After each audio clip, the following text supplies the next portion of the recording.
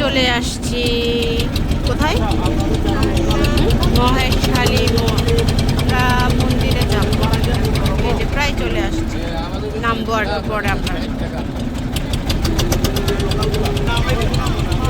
আমরা হচ্ছে এখানে নামবো না, আমরা হচ্ছে একটা মন্দিরে যাব।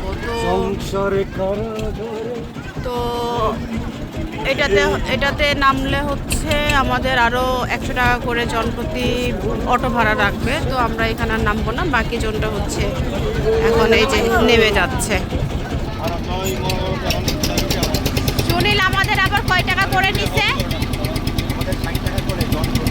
জনপ্রতি 60 টাকা ট্রলারে। আমি তো মনে করছিলাম ওই 20 টাকাই মনে হয় আমাদের ট্রলার ভাড়া।